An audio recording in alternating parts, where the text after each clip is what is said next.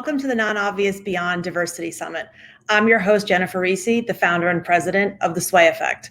And today I'm joined by a terrific group of panelists, each committed to sharing their insights, expertise, and vision on how to make the marketing and communications industry a better place.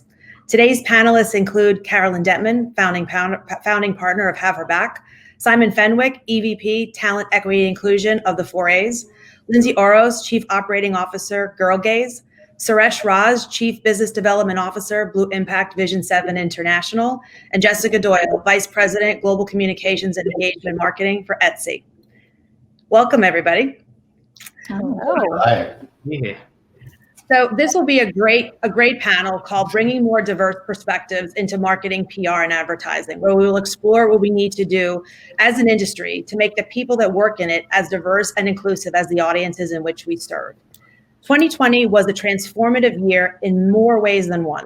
The ways that we live and work have been forever changed due to the impact of major moments that will be remembered in history.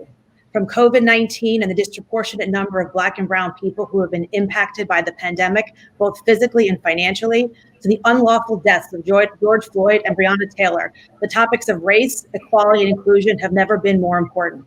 Wherever you may be in your journey towards creating a more diverse and inclusive society, I'm glad to be here with you all to talk about the steps we can take to bring more diverse perspectives into our industry. Now let's get started.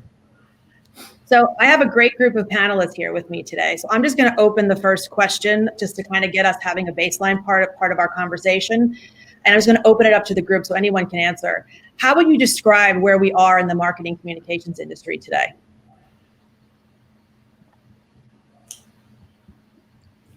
I'll have the first stab. Thanks. I think there are two ways to look at it, right? So we look at it from the brand perspective, and we also look at it from the agency perspective. I do think from a marcoms industry, the brands are much more progressive because they're much more aggressive and forceful about the direction they're taking in the subject matter of diversity and inclusion. I do think the agency world has a lot to do to catch up. We are representing these brands. We're the brand guardians for a lot of these global brands, but we're not as proactive, we're not as fast, and we're not making all the necessary changes, particularly at the most senior leadership level on diversity and inclusion.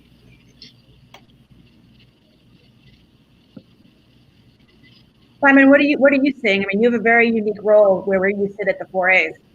Yeah, look, I think we're at a bit of a turning point.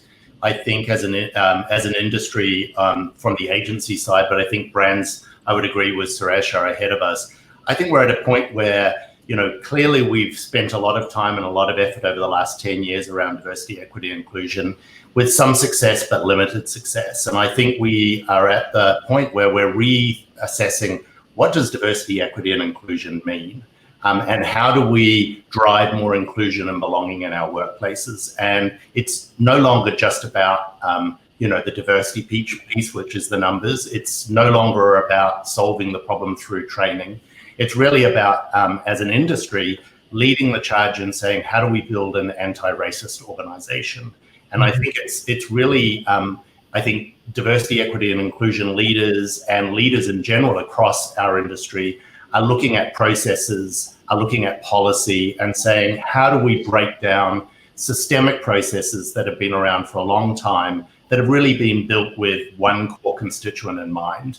And how do we reevaluate as leaders who we are and how we communicate to all of our employees? So Jessica, both Suresh and Simon said the brands are ahead of agencies. You are on the brand side.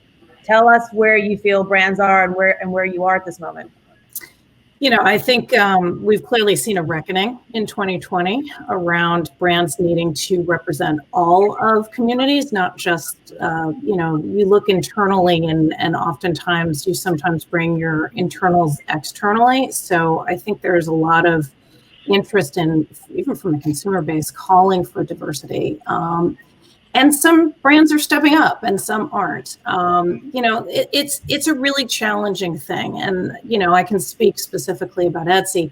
Etsy has really looked at impact and diversity and inclusion as one of those key pillars of impact for a very long time. It's even in our annual report. We publish an integrated report every year where we put our diversity statistics next to our business progress.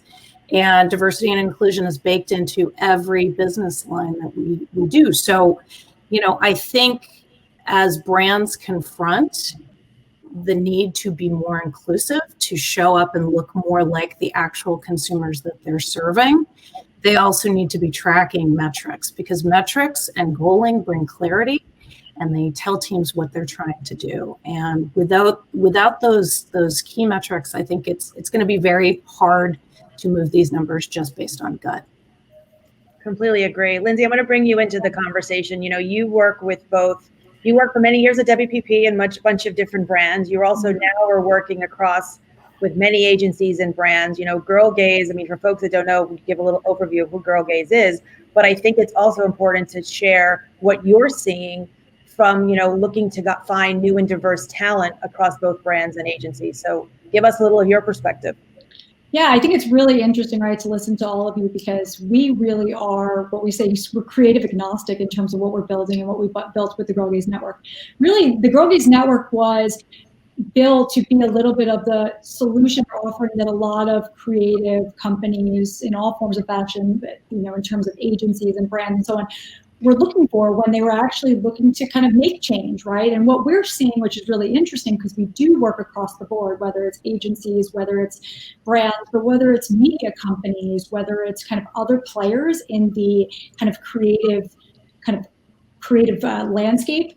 Ultimately, we're seeing the change really starting to happen, could get pushed down that supply chain. And I think that's where, when we talk about agencies, especially in advertising, being really slow to change, I think a lot of that has to do with the fact that, they are finally getting that pressure, which is fantastic, but they're kind of they're not first out there. So a lot of what we're trying to do at Girl Gaze is really provide kind of a solution. And that's what we do with the Girl Gaze Network. Carolyn, I want to bring you in also on this last question. First question is, you were for many years at the agency world. You went out on your own with two amazing other women to create Have Her Back. You're working with many brands as well. What are you seeing, especially now, almost your first year of being in your new venture? Yeah, we launched in late 2019 with the premise that we were going to work with the biggest brands in the world to tackle equity for all historically excluded groups differently and very importantly, authentically. You're right, I spent my 25, I'm aging myself, but 25 plus years on the agency side, on the creative side, as a chief creative officer. And what I do now is I take that craft of ideas and inspiring to get to a change of consumer behavior, which is what I've been doing for my entire career, but now doing it on human behavior, because it's going to take a change in human behavior to actually realize something different going forward, right? And so I think what's interesting about this conversation of brands versus agencies, I think I'm a really good example of that, having been on the agency side for so long. We created a business to help companies sort this out, and we are working with some of the biggest in the world, and absolutely, if they haven't already, they are creating programs where the expectations is for all of their supply chain, including agencies, to start to show up, right, in a profoundly diverse way as the world is, right, as the consumers that you're serving. And so we're seeing a lot of that, and we're working directly with brands, in fact, to make that happen. This past year was really where major issues came to the fore again. Not old issues that have been around for such a long time, but big issues happened to really make us all rethink. Why? And I'm going to open this up to the group. Why do you feel it's been so hard to change in the past? These are not new issues. We've known about these issues. We've been trying to work towards equality and inclusion for such a long time as a society. Why do we feel it's been so hard to change in our industry? Because, we've been talking about change for such a long time. Why is it so hard to happen? Jen, I think I'll start up. Change is hard. And I think people look at diversity and equity and inclusion as being one of those topics which is, I'm scared to say something because I might say the wrong thing, so therefore I'm just going to keep quiet. Or I'm going to put the responsibility in the hands of, the Black people or the brown people or the gay people to solve the problem for their own communities. And I think great intent has been there. What I'm sort of having conversations with the agency world now is saying, about 10 years ago, we went on this path to bring gender equity into the business. And I think the industry, certainly the agency side, has been very successful in driving gender equity at leadership. So let's take the playbook of how we transformed our industry and made it more equitable across gender. And yet let's use that playbook when it comes to all other forms of diversity. So, looking at how do we take the learnings from that and the successes from that, because it wasn't that hard, and just parlay that across other underrepresented groups. But, change is hard. And this is a really tough one because, there's a lot of legal issues you can get into. There's a lot of times you can say the wrong thing when you don't intend to. And you're dealing with, a group of constituents who for some for hundreds of years have been, treated unfairly. Yeah, Simon, I would love to build on what you said. And I also think you can't even think about this in today's landscape without understanding that culture's demand for this has completely changed, yes. Right? And so that is, I think, the biggest driver for why we're seeing this happening. So I believe the good intentions were always there, but the cultural demand. So if you want to attract and keep the best talent, you have to care about this. If you want to work with the best clients, you have to care about this now. And so that, to me, is a huge differentiator from, years before we would have done the same conference and been like, but no one's moved the needle. So what? That's the so what. I'd love to. But I would challenge, it's funny, and Jen knows this, is that, I left WPP and I wanted to work with entrepreneurs and people that were doing things, that were asking the hard questions. Why Amanda and I, we were yin and yang at the beginning, is that she was started in 2017 identifying that these issues were there, right? Girl Gaze stood for the fact that there was a lack of diversity and inclusion in the creative industry. And I think that we also just tend to, just to kind of, Simon, I appreciate you saying that we've done so much from a gender perspective at the high ranking, but I think we focus so much also about kind of the issues at that level. But I think what a lot of things, especially in the agency world, what they fail to do is really look at the communities, their companies themselves. And they've really just forgot about kind of what do I need to do for my community to make these things better, right? Why aren't these people coming up through the ranks? What's happening, right? We were so focused on the kind of top-down approach that we stopped looking at kind of the inside. We never we were so worried about, at the end of the day, the margin and bottom lines, that we just didn't really think through that. And I think it's kind of interesting now with what's going on in the world, is now finally people are starting to say, like, look, there's bigger problems here. This is, what happens at the top, that's not going to necessarily change everything. That's great, but we need to really kind of now dig in and ask those hard questions, which is fantastic. I completely agree with that. I just want to build on something, and I love the term Caroline used, which is human behavior. I think one of the biggest issues, at least from my experience, is there's actually no real change in human behavior, particularly, and I know, Lindsay, you've just talked about, basically, we need pressure points both at the top and the bottom, right? So we want the funnel to come up, we want the agency to also make that change. But there is actually no change in human behavior in a lot of global leadership in organizations. They feel often, let's get a chief diversity officer, and that is the temporary band-aid that fixes everything, and they assume the responsibility for the change sits with the CDO. And then I think it comes down to literally human behavioral change in the leadership. And that's when you start to see the follow through. Totally. And I think to Lindsay's point too, and Jen knows this, I've been advocating for many years that, I get tired of talking to leaders who talk about it being a recruiting problem. And in fact, we launched a program recently called the Vanguard program, which was raising a spotlight on Black employees at the mid-level of agencies. And it really came out of 2 years ago. I was at Cannes. I was talking to a leader who I've known for many years, who sort of said, when I get back to New York, I'd love you to get me a list of, senior Black people, because I need to hire more Black people into my leadership. And my response was, I'm not going to do that for you because one, they don't exist. Two, you've asked me that many, many times over many years. And three, those people exist inside your agency. Do you know who they are? Have you put them on a plan to success? Have you sat down and mentored and sponsored them so that they are the future of your agency? And I think too often, to your point, Lindsay, we too often think of it as a talent acquisition problem, and we just need to get more people in, and then we forget about them, and we don't treat them fairly, and we don't give them the opportunity. It's the old saying, you can't influence the room if you're not in the room. Totally, completely agree. Exactly. So let's take a little bit of a different tack. Jessica, I want to bring you into this. So tell us what Etsy's doing to drive diversity, equity, inclusion across the brand, because I know you're doing some great work. Thank you. It is central to our mission, and it's central to our impact work. And we really look at it two ways. We look at pipeline because we want to have a diverse employee base. So we follow the Mansfield rule when we are interviewing candidates, which requires a certain number of URM candidates to make it to panel interviews. We are very careful about our job postings so that they don't read too male, too female. So we do a lot of testing around that. We actually do A/B testing around some of our job postings before we even put them up.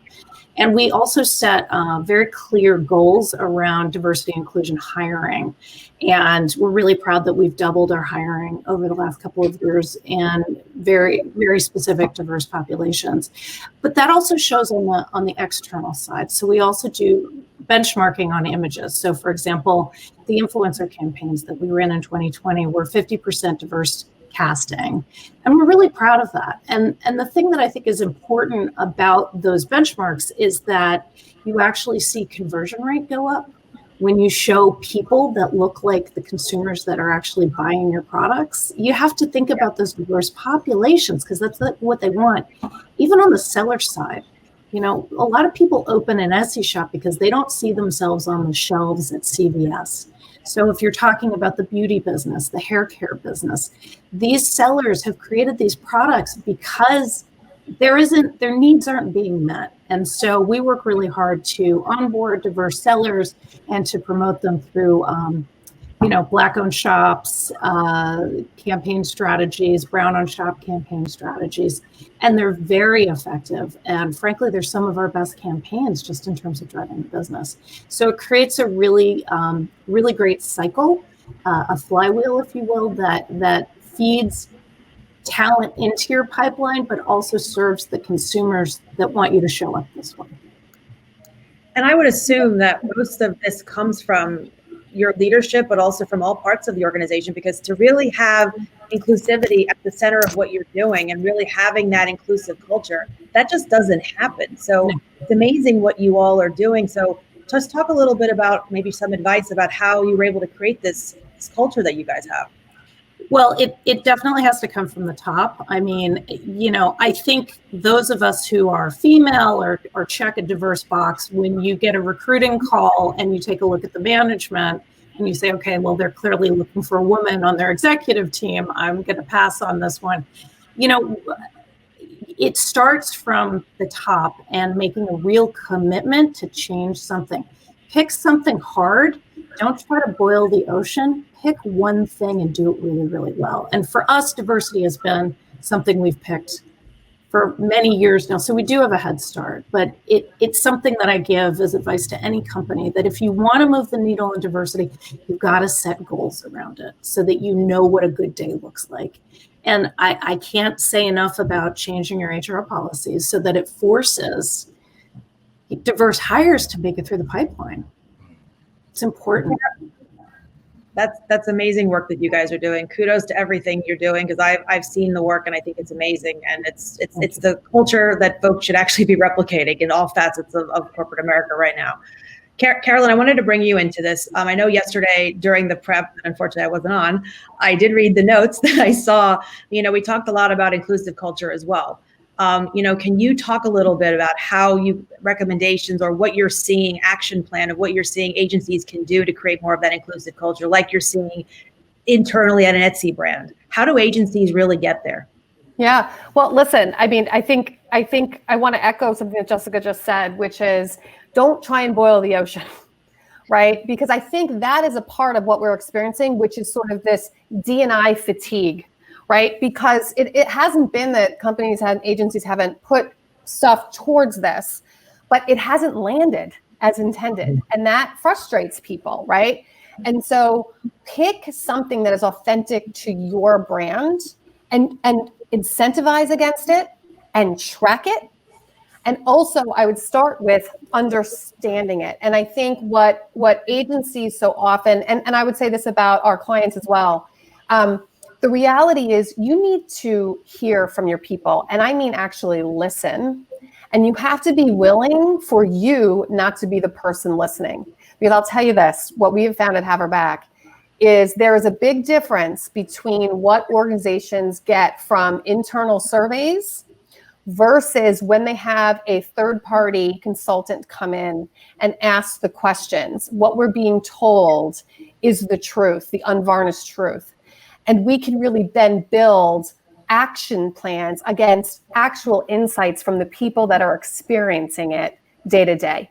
And what they're experiencing is really difficult. And they're not in the position to able to report that on a survey or to answer those very difficult questions if they're even being asked by a boss, right? So you have to be willing to truly listen and not assume that just because you're asking, they can tell you the truth, right? And it's really interesting. I think one of the insights that I just want to share is DBRGs, right? That were created with the notion of inclusion in mind, right? And in some ways, those can be effective. But in many ways, I think what we're seeing with our clients and with agencies is that they can actually be working against you. And again, I'll give you an example of a good intention versus impact. A lot of times what you'll do is you will have the leader of your DBRG be a superstar in your organization and that you know they're passionate and you want to give them a leadership position, right? And that happens, and oftentimes, 9 times out of 10, that is an unpaid after your day job position. Also, it is not an empowered position more often than not. So there's not a lot of budgets. They don't get to make an impact on the business. And so what you actually were hoping would be a really wonderful experience and a leadership experience for that employee, oftentimes is having the exact opposite impact because they feel like they are not making an impact, right? So it really does require sort of a rethink. And I would just say to everyone that I think as a creative, this to me, it's catnip because everything to me is open season for a rethink when it comes to DE&I. Right. Suresh, I wanted you to weigh in on this because I know you've done a lot of work in this space from a work of Ogilvy days, but also even more so since you left. I think the older I'm getting, the less patient I'm getting about these issues because it's taking forever. If anything, I think the one thing that we've, at least from my point of view, that we've done really well is braving uncomfortable conversations and braving those conversations at the most senior level, and they're not comfortable. By pointing and calling it out, the gaps in the diverse sort of makeup of our leadership. When it comes to, so one of the biggest things I do, obviously, in my role is new business, I literally scrutinize the team members on the team. And is it very monochrome? Is there diversity in it? And we have to, it's almost like rebuilding the process from inside out. And if there are not enough people that actually make up the numbers that we need to see, and it's not just about making up numbers, but also being given the right infrastructure to succeed in their roles, then the question goes back to the talent pipeline. So if we've already spotted the problem that we can't actually field a diverse team, where is this talent? Why don't we have it? What are we doing to fix it? And then elevating these sort of conversations at the most senior leadership levels in order to actually drive change from the top. So it's multifaceted, it's multi-pronged, but it's about accountability and braving those uncomfortable conversations. But also not being afraid to make mistakes. I think that's one of the most interesting things we have seen with every company brand. And I will tell you, we have so many different types of companies are now hiring from the Girl Gaze Network and have subscribed to the Girl Gaze Network. And one of the most interesting conversations we have regularly, like even in the subscription conversation, is, these very detailed questions about the data and the solution and the tools and the features and all these things. And at one point, our senior salesperson just said, try it, right? Like, you are so afraid to make a mistake You are so afraid that this is the perfect tool. This is not the Band-Aid that you're looking for, that you're basically would rather not try it than to make that mistake. And I think what we're trying to say is what we're all talking about today, there's no perfect solution. Every single company has different problems when it comes to this. And what we're saying is like, be willing to make a mistake and have that conversation. And that's what's really important. And we need to move away from everything else that's getting in the way of it. Yeah, Lindsay, I could not agree more with you, and I will build on that, which is they're worried about making a mistake, and then the other piece is holding back. They're paralyzed because they want the final solution. They want it to fix everything. And if it doesn't, they're worried. And I try and give people an analogy that I think people can wrap their heads around. No one company has said they have solved climate change. No one company has said this, right? There are a lot of different issues within climate and the environment. You need to pick something that's authentic to you, right? And that's what companies have done so well as it relates to the environment. Do something that's authentic to you and stick to that and show progress against it. Culture is not expecting you to solve the whole problem, but they are expecting you to take actions and make progress, right? And so those two reasons are absolutely holding people back when we give the exact same counsel. No, you've got to move this forward. Yeah. And Caroline, with that, and Jen, going back to a question you asked earlier, I think 2020 was a banner year, and it was a year that I think has changed history and changed the way we work. And I think what has happened is, we've lived in a disconnected world, but a very connected world. And I think for the first time, even though we're all working at home and we're talking across Zoom, we've actually taken the time to get to know our coworkers. We've taken the time to get to know our leaders, because we've had to do that because of the disconnection. And what I'm hearing and what I sort of say to leaders on a day-to-day basis is, your employees want to see empathy. They want to see authenticity. They want to see you fail. They want to see you, say that you failed. You will gain more respect from them by trying something and failing than not trying it at all. And I think leaders, have to pivot, particularly in this world, as culture changes, as workplace culture changes, as, we're never going to probably get back to what we were in 2019. And so they've got to rethink their idea of what leadership means. And I think to Caroline's point, it's about saying it's okay to fail. It's actually okay, and no one's perfect. And I think we, particularly in the agency world, have lived in an environment where you have to be perfect and you can't show any form of failure, because what's the client going to think, and what are the employees going to think? And clients, know you're not perfect as well.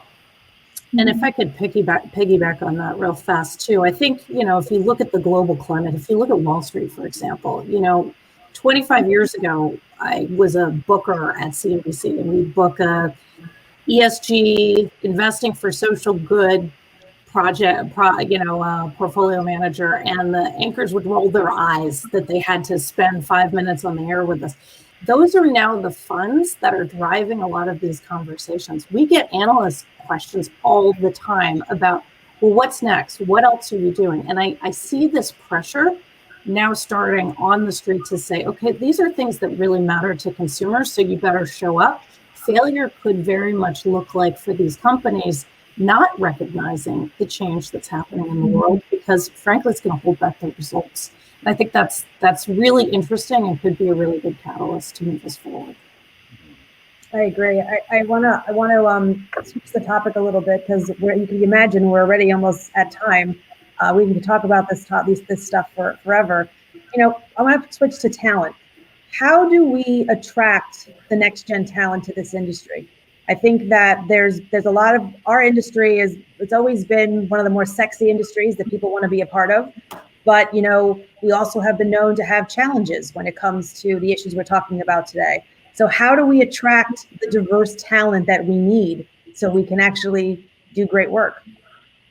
Well, I'll start. I know you were looking at me, Jen, through the screen. I think obviously we have to engage with talent early. And, I've always been an advocate that we've got to, the talent pool is shrinking. Over the next 10 years, I think it's a third of the numbers that are graduating today, there's going to be a third less within 10 years. So that talent pool is shrinking. the challenge we have in our industry is, yes, I think in the 60s and 70s it was sexy. Now it's not so sexy. Now the industry has also changed. There are so many facets to advertising beyond just the creative that the kids out there don't understand. And so I'm a proponent of the industry engaging at the high school level. We've got to get in the hearts and minds, particularly of underrepresented kids, early, and we need to educate their parents. And so at the 4As, we obviously set up and have partnered with 2 high schools in New York, one called Mecca and one called I Am, which are 97% diverse. And our role is to really educate the parents. So the parents understand that if their child is good at writing, if their child is good at math, there's a career for them in advertising, and telling them what advertising is. And I think that is where we're going to start to get talent coming into the industry. And we've got to really focus around, rather than hiring on skill, we have to hire on aptitude and desire. And I've always sort of said, hire the person that you think can be successful. Don't hire the person that you know that can be successful, because we can mold them. And I think that we need to give opportunity, particularly to people that might not normally have that opportunity to get into the industry. So look at job descriptions. Do you have to have a degree for every single job? Do you have to have gone through 4 years of college for every single job? Probably not. How much talent are we missing out on, particularly underrepresented talent, because they can't afford to go to school? And so we need to break down the barriers of what the norms have been and say, how do we change the model and bring in talent that otherwise hasn't been looked at? Anybody else want to jump in on that? I would, Sorry. Go ahead, Suresh. No, go ahead. Go ahead. I'd love to bring in a personal story here, which I think probably describes it really well. I do think there's a complete dearth of CEO level, particularly when it comes to people of minorities or people of color. And I think there's a complete dearth of that. There is just not enough visible role models for people to aspire to, right? And I think about my young Black nephew. He's 20 years old. 2 years into his university, decided to switch from anthropology to communications. And I remembered my knee-jerk reaction. He, of course, came to me because I've been in this industry for 23 years. The first thing he said is, do you think I should do this? Is this going to be a really interesting career for me? I'm really interested. He's interested in making content and video content and social content. And my immediate reaction is, it's a risky strategy because, you're probably not going to go to the very top. And that was my immediate reaction. And, he still decided to go ahead with it. And on a previous panel, I brought this up, and a CEO of a very, very well-known company said, you shouldn't quash that aspiration because, let him look at role models like the chief diversity officer in my agency. And that for me really pissed me off, if I'm being honest, because it felt like, well, the only role models that diverse individuals or ethnic minority individuals can actually look up to as being chief diversity officer and not CEO of the organization. So I think the visibility of CEOs is well overdue. CEO level, people of minority, and I mean that across all the spectrums, gender, race, sexuality, and ability, right? So if we start to see these people in those positions, we celebrate them, and when we celebrate them, there's suddenly a path to say, maybe one day I can be that like that individual. I think that's where we start to really inspire the younger generation to look at this. Going to what Simon was saying, I think a lot of it, this started, we had the pipeline at Girl Gaze, right? And how did we do it? We did it in a very interesting way. That's how the Girl Gaze Network came to fruition, was ultimately we started a conversation. We built a community, right? We took this power of building a community, investing in a community. And basically all of a sudden we just had this amazing, diverse community of unbelievable women and non-binary creatives, right? And essentially, I think that's really, is the pipeline really narrow, or are we really the ones that narrow it, right, in the corporate creative industry? And I think it's taking that all down and looking at what Simon was talking about, but I think it's also companies starting to align themselves with the right platforms and the right other partners and other companies to start to make them the type of company that these people want to work in, right? It goes back to kind of that community, right? They're attracted, we have a natural, this is a place we all believe in this, we're a community built on a mission. well, what makes me want to work at that brand? What makes me want to work at it? Do they believe at the core like that the same things I believe? And I think that that's what, all companies, all brands, all agencies have to really work on, because there's not one tool, one solution out there. Yeah. Well, it's really interesting. Deloitte just came out with a new study that said that 67% of new hires look at diversity and inclusion initiatives within the agency and make the decision. And a staggering 78% of those same group look at the corporate social responsibility initiatives, and they're looking at CSR. So the next generation are looking at reasons to join a company that are totally different to what I looked at when I was 20.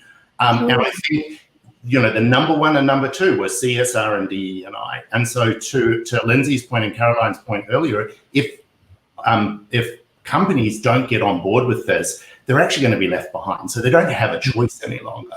Yeah. And let's just also be really honest about the processes and traditions that we have put in place that need to be dismantled. And I'll just throw out one as an example. You need to stop and dismantle employee referral programs. That is a problem, right? That breeds nepotism, that brings friends and family and people like you into the organization and incentivizes it.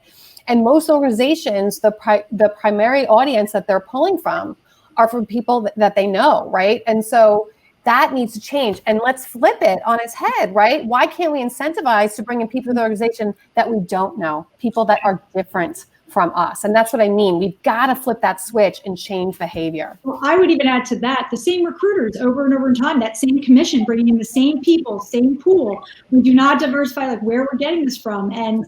And that's really goes back to the lack of like the commissions, the lack of transparency, these untransparent fees that essentially just perpetuate the problem over and over again. And let's lose the term culture fit. I was going to say culture. Right? Let's kill culture fit. Yeah. Culture fit. If I hear that, I scream. Yep. Totally. Jessica, tell us a little bit about how you recruited Etsy, because I want to love to get the brand perspective, how you're looking to drive everything you're doing from your inclusive culture. Yeah, well, we obviously have a team of recruiters that are looking for, talent across the board, but we also have I mentioned this earlier, we have very specific URM goals that we're trying to achieve. So, we're bringing in a lot of diverse candidates for roles and they're getting the jobs. And, I think what's so important is not just entry-level positions, but senior level positions. You have to fill the pipeline that way so that there are people coming up to make COO and CFO and CEO and the board. You have to drive diversity at the highest levels of your company, or else we're never going to make any real progress. So we're coming up on time. So I want to go around and give each of you an opportunity to kind of give one piece of advice, actionable advice, as we've been asked, actionable piece of advice of what you would give to the audience of how they can go back to their organization and drive change. Simon, let's start with you. You're on mute. You're on mute.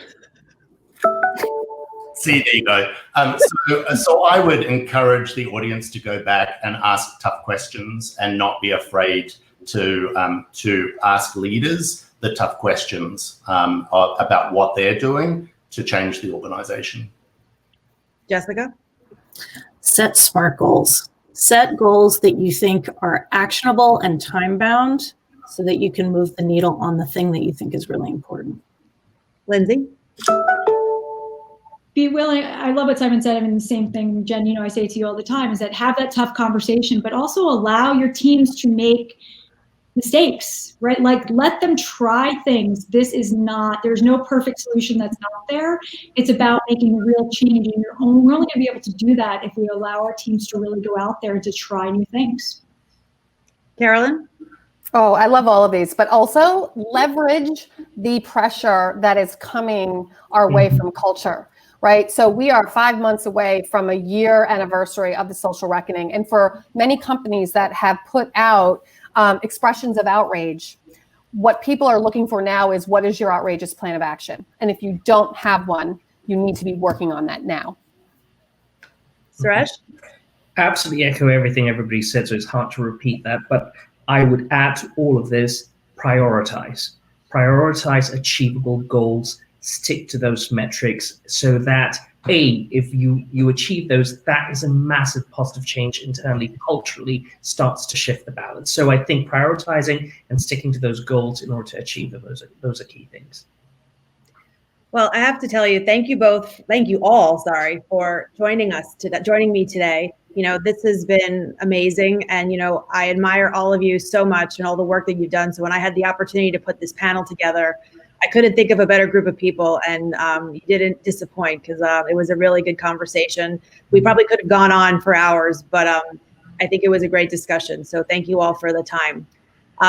So you've been watching our panel focus on bringing more diverse perspectives into marketing, PR, and advertising. This has been part of the Non-Obvious Beyond Diversity Summit. Thank you for watching.